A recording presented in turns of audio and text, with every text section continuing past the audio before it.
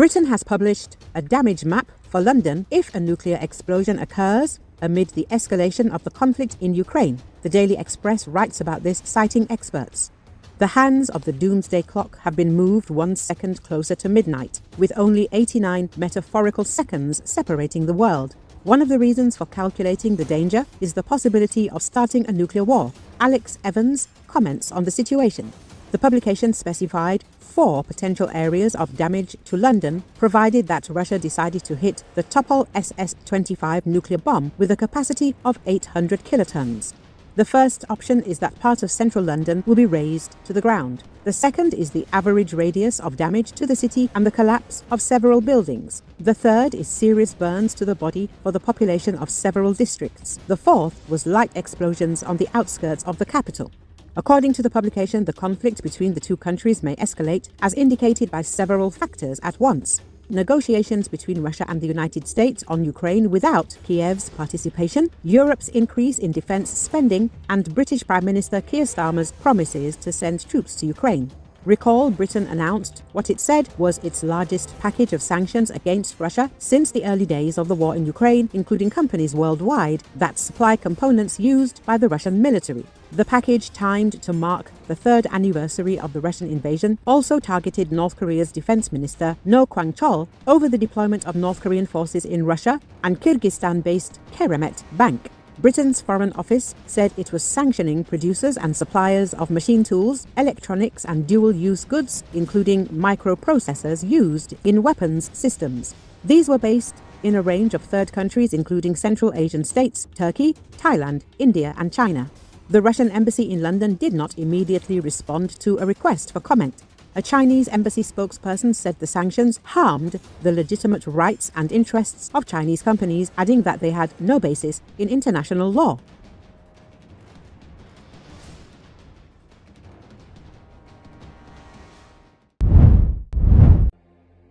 Elevated parts of a highway under construction collapsed in South Korea on Tuesday, killing at least 3 workers and injuring 7 others, officials said. According to Associated Press, 10 people were working on the site in the city of Cheonan, about 90 kilometers south of Seoul. They fell when it collapsed and were trapped in the rubble, the National Fire Agency said. 7 injured workers were sent to hospitals for treatment. Fire agency officials said rescue workers were trying to find the missing worker. The cause of the collapse wasn't immediately known. Acting President Choi Sang-mok urged authorities to mobilize all available personnel and equipment to salvage the workers.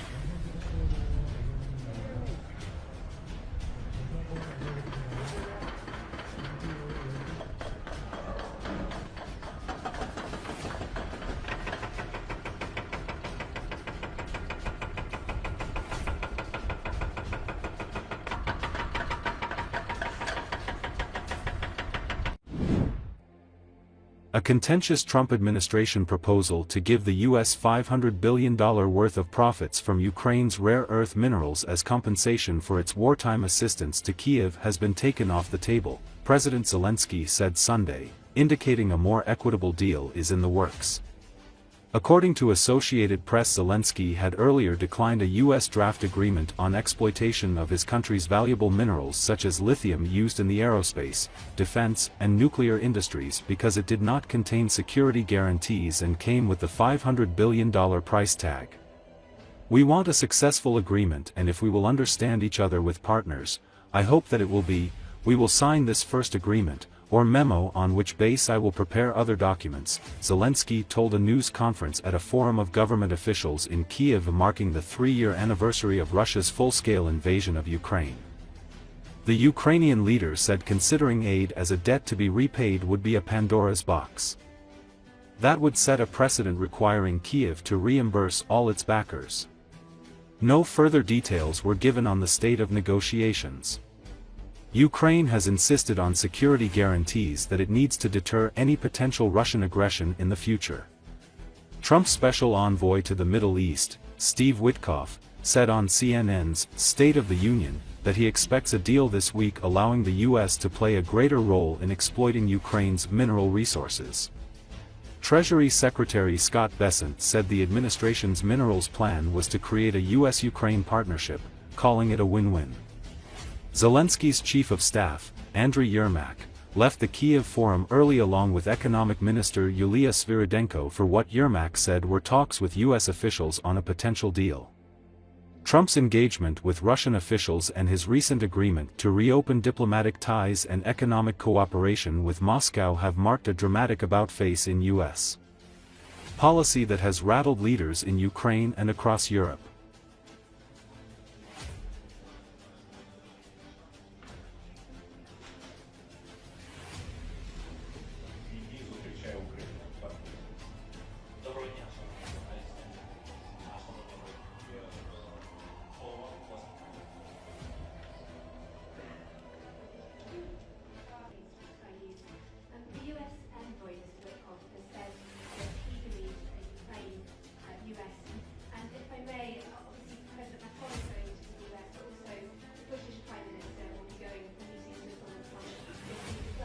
First of all, so the visit of the president of French, Emmanuel, and the visit of Kiev after Emmanuel this week.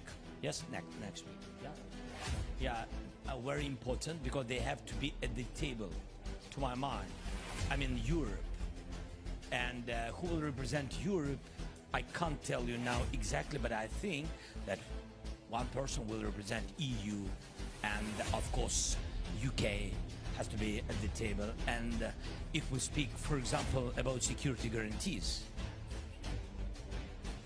I said to my partners, to my mind, we have to count on Turkish present.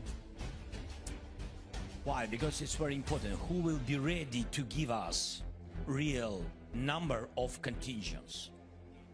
Real number of people, troops or ships, fleet, and etc. So we have, with all respect to everybody, I mean this, so that's why I think that we have to think about it. Yes, and also we have to think about Germany and etc. Also to think about it when we speak about our partners, because they've been the second country of the nations. Yeah, the big volume of the nations. 47, I think 47 total donation. I think Germany gave something like this, 47 billion. Can you imagine? Yeah, so United States 50% of the United States donation, Germany. So it's very big help. Can we push them out or somebody else? I'm not sure. So, I mean, with all respect to everybody, but we have to find the logistic steps, yeah, in this kind of table of negotiators. This is crucial for me. And of course, I mean, this a lot of guys are very deep, and Nordic, for example, and Alexander, so Finland are very deep, and of course Emmanuel, and of course Kiev. So, so I think that these people are very, very important, and all other guys are very, very important. The Dutch guys also important. They are ready now to support us.